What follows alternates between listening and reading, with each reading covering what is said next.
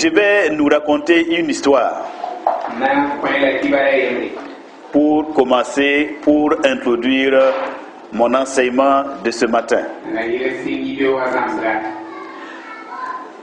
Il y avait un philosophe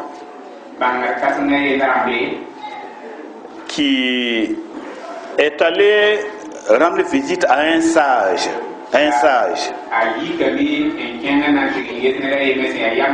Donc un philosophe qui se rend chez un homme sage. Et le philosophe, il dit à monsieur le sage, eh bien il paraît que vous êtes accroché à Dieu et que vous dites que c'est votre Dieu qui a créé le ciel et la terre. Et il paraît même que c'est lui qui a créé l'homme et qui a créé la femme et tout ce qui s'ensuit.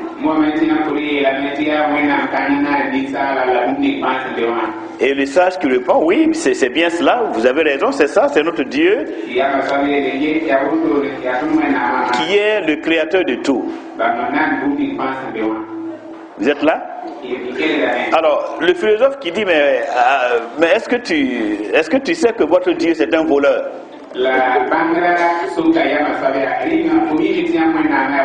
Si c'est votre Dieu qui a créé le ciel, qui a créé l'homme et la femme, alors c'est un vrai voleur. Et lorsque les deux s'entretenaient de cette manière, la fille de monsieur le sage a entendu la conversation de son père avec le philosophe.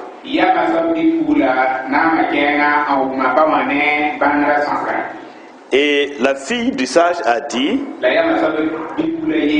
à son père, laisse-moi donner la réponse au philosophe. Comme il accuse notre Dieu de voleur, je vais lui répondre. Et la fille lui a dit au philosophe,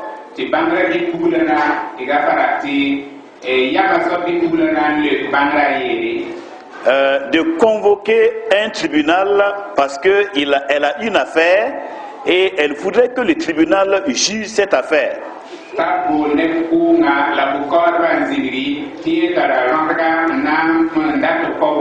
Parce que la nuit passée, alors elle a attrapé ses voleurs et elle veut un tribunal pour juger ses voleurs. Et voilà ce qu'elle dit. Eh bien, nous étions en train de dormir. Et deux voleurs sont arrivés, ils ont cambriolé notre maison. Alors donc pendant que nous dormions, alors les voleurs ont cassé la maison. Ils sont entrés avec deux gros paquets d'argent. Non, pardon, deux gros paquets d'or, plutôt d'or. Ils sont entrés dans notre maison. Ils ont déposé deux gros paquets d'or. Et ils ont pris nos deux gros paquets d'argent. Et moi, je veux un tribunal pour les juger, les condamner. Vous avez suivi? Vous avez suivi? Les voleurs sont venus avec deux gros paquets d'or. Ils ont déposé ça. Et ils ont pris les deux paquets d'argent. Et ils sont partis. Donc elle veut un tribunal pour juger et condamner ces voleurs. Alors, le philosophe qui dit non, mais si c'est comme ça, moi j'aurais aimé qu'ils viennent me cambrioler et déposer de l'or chez moi et prendre de l'argent.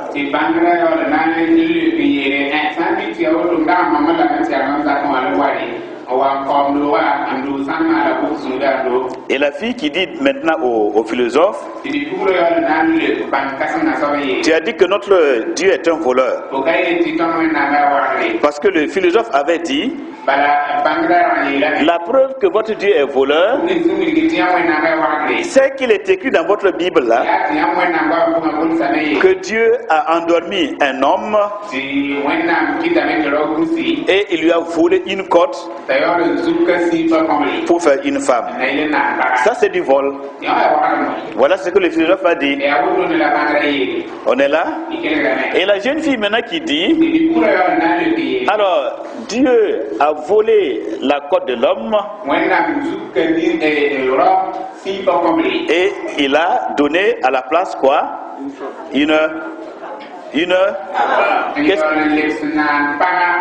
Alors qu'est-ce qui est mieux là? La côte ou bien la femme? Qu'est-ce qui est mieux? L'or ou l'argent? Que le Seigneur soit béni. Alors cette histoire là, je l'ai racontée pour nous dire ceci. Dans la vie, effectivement, Dieu se comporte souvent comme un vrai voleur. Vous êtes là? Mais pourquoi il le fait? Qu'est-ce que Dieu nous prend dans notre vie? Est-ce qu'il arrive que Dieu nous prenne quelque chose? Est-ce qu'il arrive que Dieu nous enlève quelque chose? Sans notre permission. Est-ce qu'il arrive que Dieu nous prenne quelque chose? Que Dieu nous vole quelque chose? Mesdames, messieurs, jugez en vous-même. Oui ou non? Quoi? Alors, quoi par exemple? Non? J'ai pas compris. J'ai pas compris, s'il vous plaît. Oh, mais qu'est-ce qui nous est cher? Soyez précis et précise. Non? C'est quoi nos proches? Par exemple, la mort d'un proche. D'ailleurs, t'habiller. Un peu en bas. Tu as monté là-bas très haut. Oui, plus simplement. Le travail. Oui. L'orgueil. Notre vie. Notre quiétude. Notre paix. Oui, quoi encore? Oui. Oui, notre santé, la quiétude, oui, la paix. Notre argent, oui. Oui. La tranquillité, ça a été déjà dit. Nos biens matériels. Notre confort, oui. Notre temps. Notre temps. Parce que le temps, c'est la vie.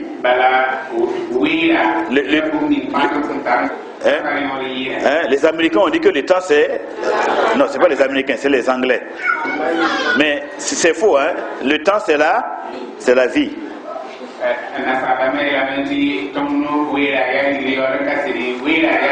Donc, dans le principe de Dieu,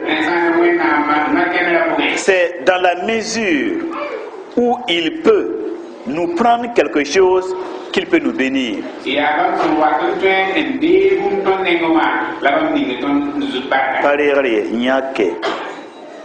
C'est pas qu'il prend, mais il nous enlève.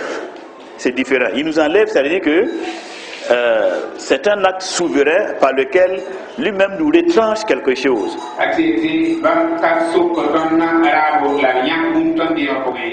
Vous voyez, je reprends. C'est dans la mesure où Dieu nous enlève quelque chose qu'il peut utiliser cette même chose pour une plus grande bénédiction.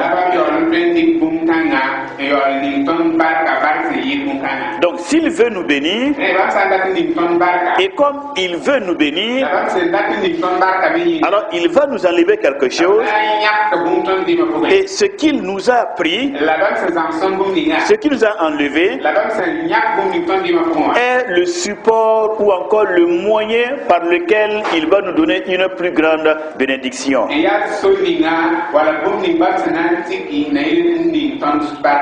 On est là, mesdames, messieurs. Mais souvent, nous voulons amener Dieu à notre tribunal. Nous voulons souvent juger Dieu. Pourquoi tu m'as pris ceci? Pourquoi tu ne m'as pas donné cela? Pourquoi telle situation dans ma vie? Pourquoi tel problème dans ma vie? Pourquoi je n'ai pas ceci, je n'ai pas cela? Or, Dieu prépare pour nous des choses plus grandes. Et la Bible nous dit que en réalité Dieu nous donne au-delà de ce que nous demandons ou même pensons.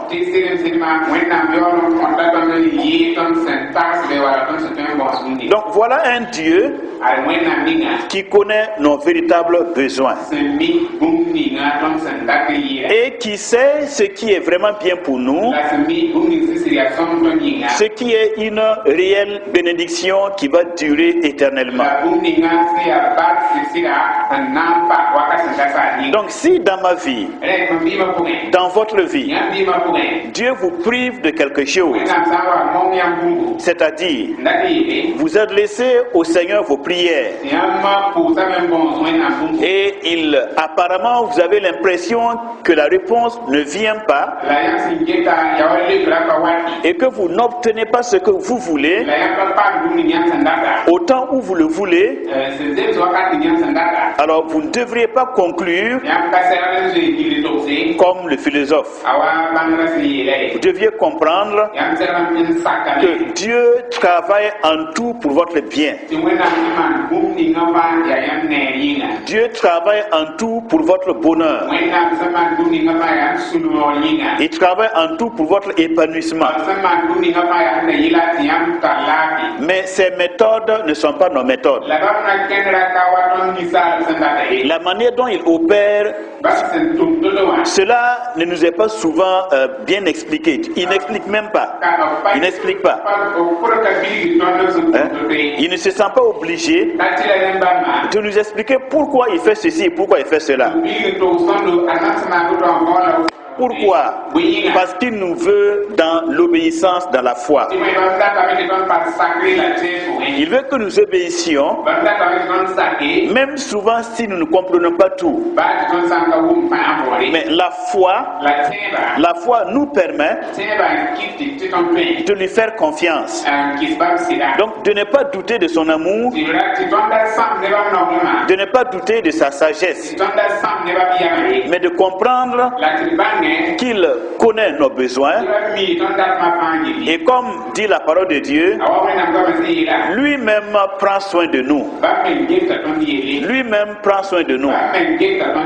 Et si nous nous renforçons dans cette pensée-là chaque jour, alors nous allons voir, c'est-à-dire nous allons comprendre que toutes les situations qui se présentent à nous, ce sont des occasions de bénédiction. Et ce sont des chemins de bénédiction. Même si ces chemins semblent difficiles, nous allons rencontrer sur ces chemins difficiles la main du Dieu Tout-Puissant. La main mystérieuse du Dieu Tout-Puissant qui va amener des renversements de situations, qui va transformer les situations négatives en situations positives,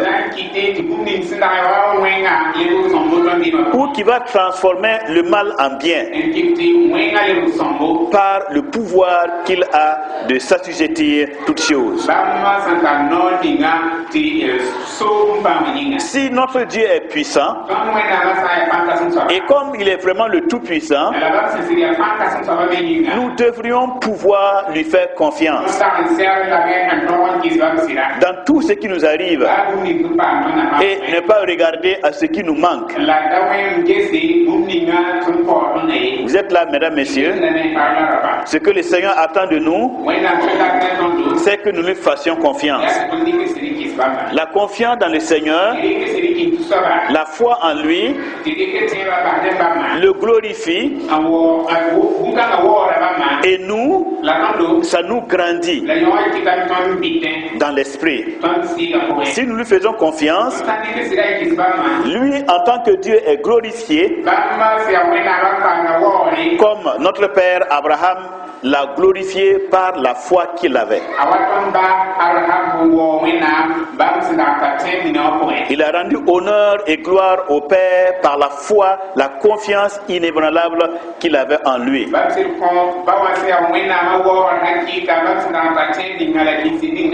Et Abraham aussi, parce qu'il avait confiance au Seigneur, Dieu a rendu son nom grand. Dieu l'a élevé. Dieu l'a élevé. Dieu lui a donné la popularité, de l'honneur. Dieu a mis sa vie en valeur. Abraham est devenu une source de bénédiction pour toutes les nations. En la personne de son fils Jésus-Christ. Vous êtes là, mesdames, messieurs. Mais s'il n'avait pas eu cette confiance inébranlable dans le Seigneur,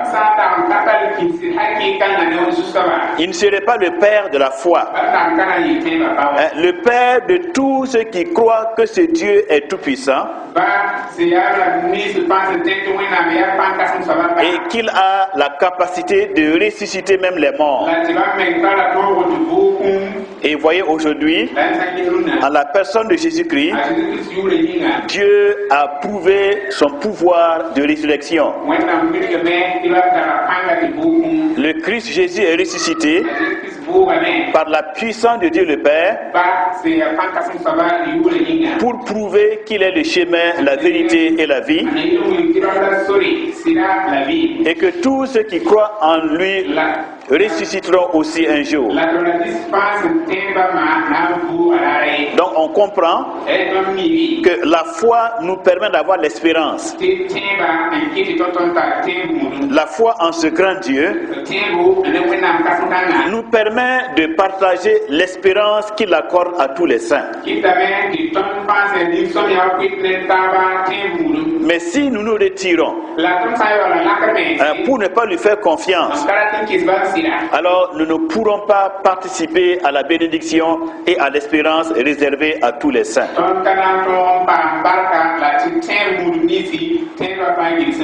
C'est pourquoi le livre des Hébreux, l'épître aux Hébreux, nous encourage à rester dans la foi,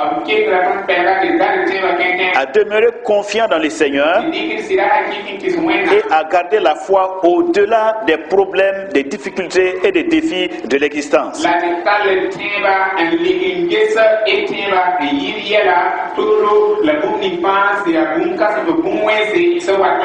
De supporter les souffrances, de supporter les douleurs, de supporter les privations, de supporter les mépris,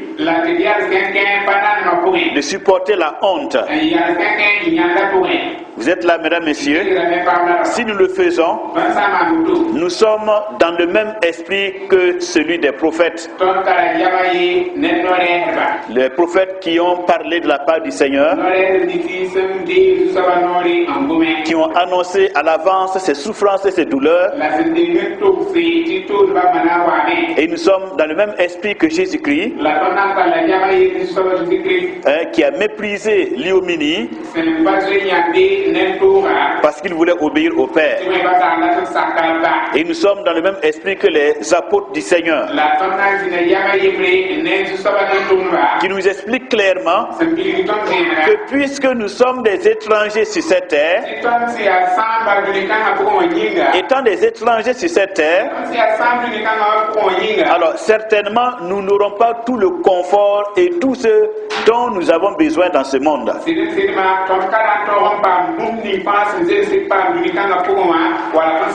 Et cela non pas parce que Dieu ne peut pas nous le donner,